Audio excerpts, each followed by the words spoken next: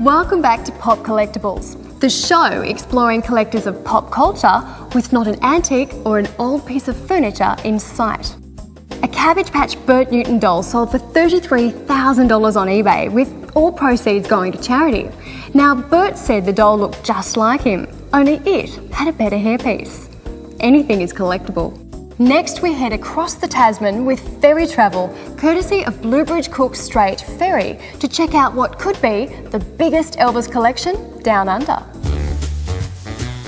We're here at Mini Memphis with the king of Elvis Presley collecting, Kevin Wasley. KD, thanks for the invite. Good morning and thank you for coming. I mean, goodness, you've come all the way from Sydney to little old Hara to see my 50/60 museum. I'm very honoured to have you. I hope you enjoy your stay.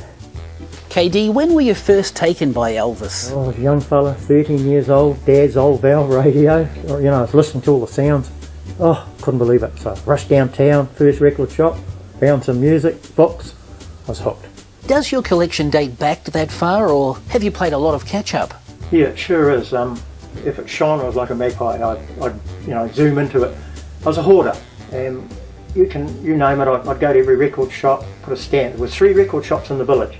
So what I did, I got a standing order. Even if I got 2 copies, I'd go to markets. My dad had old 78 records, and he'd put them all down to the mark, and I'd bring them all back home again. I was I'm a hoarder.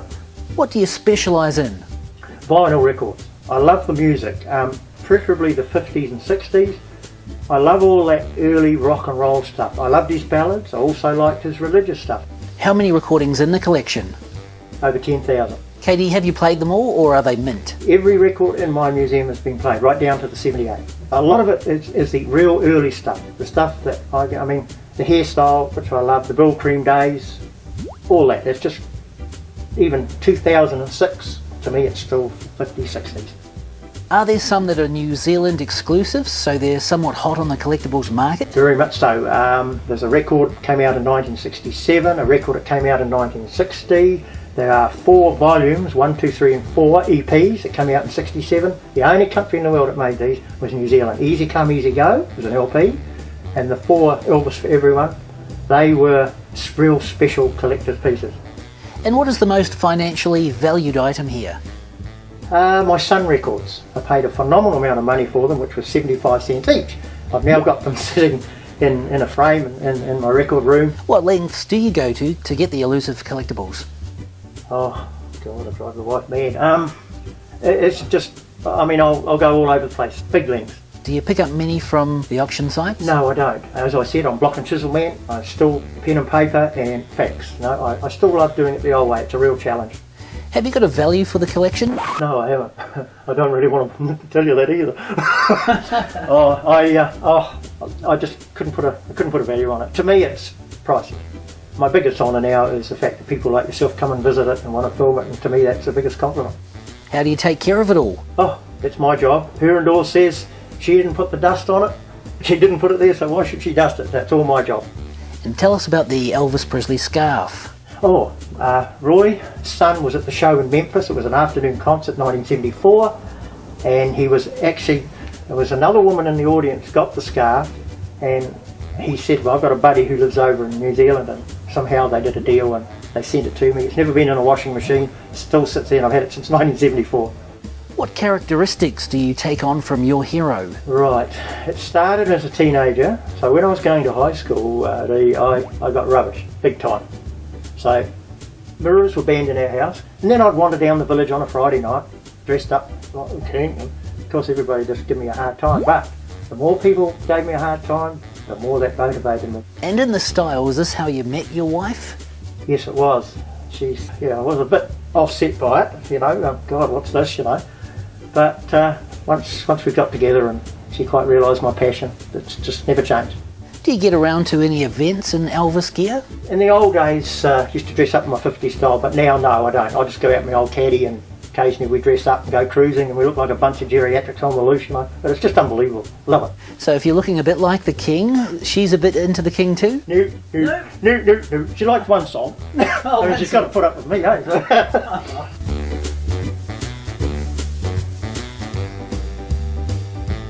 And KD, you're open for small tours? I sure am, DJ. It's a private museum. People have to ring to see it. It's a donation, entry fee. Basically, because being a private museum, I'm out working all the time. All people got to do is just give me a call. If I can put them through, it's an absolute pleasure.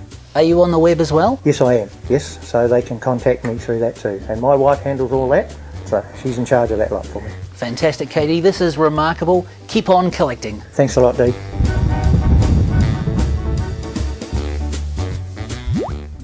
Hollywood has been taking notice of a group of hugely talented Antipodean filmmakers lately.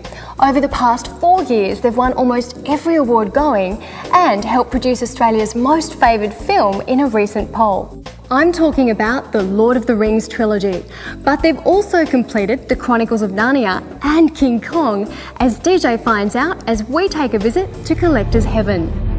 I'd like to welcome Richard Taylor, Director of the Weta Collection of Companies. Richard, I gather there'll be no touching of the historical artefacts. Oh, well, there's a few things that you can wield around. If you want a sword fight, we'll pop outside, but most things are archived away. But there's some pretty cool stuff to see. We should probably go and have a look. Primarily your filmmakers, what inspired you to become collectible creators? I've enjoyed the garage kit industry for many, many years. That's the ability to buy a beautiful piece of sculptural fine art done by a young guy somewhere in the world working out of their garage. They get sent to you in a shoebox with a whole pile of bubble-filled, seam-covered resin components. You clean them up, stick them together, paint them and turn them into beautiful art. And that really got me thinking about, well, why shouldn't we be doing that? Wouldn't it be neat if we could do our own product lines? And we had the great ability to join forces with Sideshow on Lord of the Rings and begin the business, which we've now been able to expand into other product lines such as Kong, Narnia, Zorro, Superman, the Muppets and such like.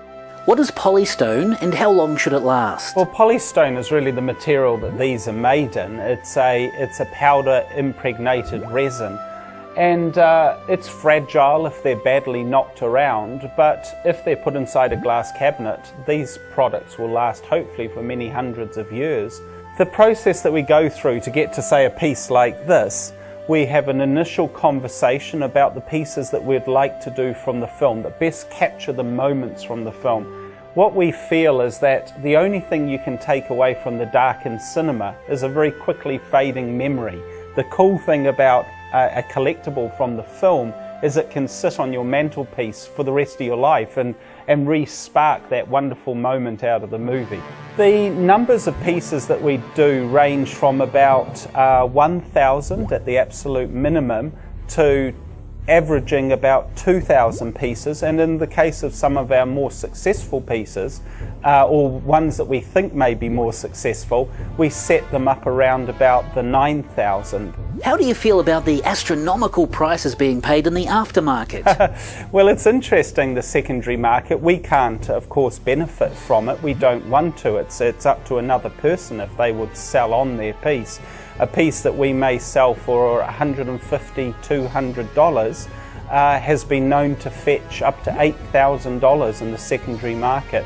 What is the hottest selling item so far? The Witch King on the back of the Fell Beast, I think that sold out in about 15 to 20 minutes on the internet. How many pieces in the King Kong line? We've created 18 pieces for the Kong line. It's quite a large collection of pieces for a single film, but we've tried to do quite a broad spread. And Richard, you've got a piece there that looks like it's made out of bronze? Well, we are expanding into doing bronzes of different characters. This is a beautiful bronze piece that was sculpted by Jamie Bess-Warwick. And very, very heavy, so I'll pop him back. Stay close as shortly we return to Weta and also take in the Kylie Minogue collection.